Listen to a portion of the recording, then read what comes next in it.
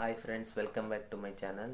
ಇವತ್ತು ಏನು ವಿಶೇಷ ಅಂದರೆ, ನಾನು ಏನಕ್ಕಪ್ಪ ಬಂದಿರೋದು ಅಂದರೆ, ಒಂದು ಇನ್ಸಿಡೆಂಟ್ ನಡೆದಿದೆ. ಏನಂತ ಅಂದರೆ, ಪೋಸ್ಟ್ ಆಫೀಸಲ್ಲಿ ಕನ್ನಡ ಮಾತಾಡ್ದಿರೋನು ನಮ್ಮ ಕನ್ನಡಿಗರಿಗೆ ಬೈದಿದ್ದಾನೆ. ಏನಂತ ಅಂದರೆ, ಕನ್ನಡ ಒಂದು ಬೇರೆ ಥರ ಲ್ಯಾಂಗ್ವೇಜು, ಮೇ ಬಿ ನಾನು ಹೇಳ್ಬಾರ್ದು, ಅವನೇ ಹೇಳಿದ್ದಾನೆ ನೋಡಿ. ಇನ್ನೊಂದು ಸ್ವಲ್ಪ ಹೊತ್ತು ಪ್ಲೇ ಮಾಡ್ತೀನಿ ನೋಡಿ. ಅವನಿಗೆ ಏನು ಮಾಡಬೇಕು ಅಂತ ನೀವೇ ಹೇಳಿ, ಓಕೆನಾ? ಹಾಂ, ಏನು ಹೆಸರು ನಿಂದು? ಏನು ಹೆಸರು?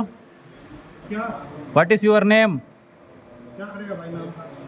What is your name? ಏನು ಅಂದಲ್ಲ ನೀನು ಕನ್ನಡಕ್ಕೆ? ಕನ್ನಡಕ್ಕೆ ಏನಂದಲ್ಲ? ಚೂತಿಯ ಲ್ಯಾಂಗ್ವೇಜಾ? ಹಾಂ, ಏಯ್, ಎಲ್ಲಿಂದಾನೋ ಬಂದ್ಬಿಟ್ಟು ಕನ್ನಡಕ್ಕೆ ಏನಾರ ಮಾತಾಡಿದ್ರೆ ಬಿಟ್ಬಿಡಕ್ಕಾಯ್ತದೇನಲ್ಲ ಏಯ್ ಮಗನೇ. ಹಾಂ, ಏನು ಹೆಸರು ನಿಂದು ಹೇಳು? ಹೆಸ್ರೇನೋ ನಿಂದು? ಚೂತಿಯ ಲ್ಯಾಂಗ್ವೇಜ್ ಅಂತವನೇ.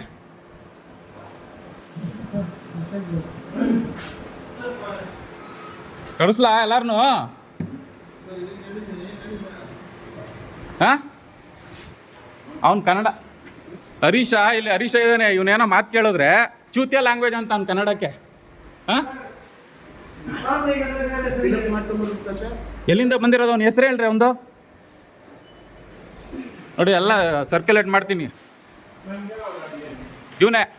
ಅವನಲ್ಲ ಇವನು ನೋಡಿ. ನಾನೇ ಪ್ರವೀಣ್. ಆದಷ್ಟು ಇದನ್ನ ಶೇರ್ ಮಾಡಿ. ನಮ್ಮ ಕರ್ನಾಟಕದ ಬಂದು ಕನ್ನಡ ಕಲಿಬೇಕಾಗಿರೋದು ಅವನ ಇರುತ್ತೆ. ಅದು ಬಿಟ್ಬಿಟ್ಟು ನಮ್ಮ ಕನ್ನಡಿಗರಿಗೆ ಕರ್ನಾಟಕಕ್ಕೆ ಬೈದಿದ್ದಾನೆ ಅಂದಮೇಲೆ ನಾನು ಹೇಳೋದು ಇಷ್ಟೇ: ಸೆಂಟ್ರಲ್ ಜಾಬ್ ಆಗಲಿ, ಸೆಂಟ್ರಲ್ ಗೌರ್ಮೆಂಟ್ ಜಾಬ್ ಆಗಲಿ, ಸ್ಟೇಟ್ ಗೌರ್ಮೆಂಟ್ ಜಾಬ್ ಆಗಲಿ, ಯಾವ ಸ್ಟೇಟಲ್ಲಿ ಯಾರ್ಯಾರು ಕನ್ನಡದಲ್ಲಿ ಯಾವ ಭಾಷೆ ಇರುತ್ತೋ ಅವ್ರನ್ನೇ ಸೆಲೆಕ್ಟ್ ಮಾಡಿ. ಅದು ಬಿಟ್ಬಿಟ್ಟು ನೀವು ಬೇರೆ ಸ್ಟೇಟ್ ಅವ್ರನ್ನ ಕರ್ಕೊಬಂದು ಹಾಕ್ಬಿಟ್ಟು ಅವನು ಏನೋ ಬೈದರೆ ನಾವು ಸುಮ್ಮನೆ ಇರ್ತೀವ? ಇದಾದಷ್ಟು ಶೇರ್ ಮಾಡಿ. Thank you for watching. ನಮ್ಮ ವಿಡಿಯೋ ಇಷ್ಟ ಆಗಿದ್ರೆ ಲೈಕ್ ಮಾಡಿ, ಕಮೆಂಟ್ ಮಾಡಿ, ಸಬ್ಸ್ಕ್ರೈಬ್ ಆಗಿ.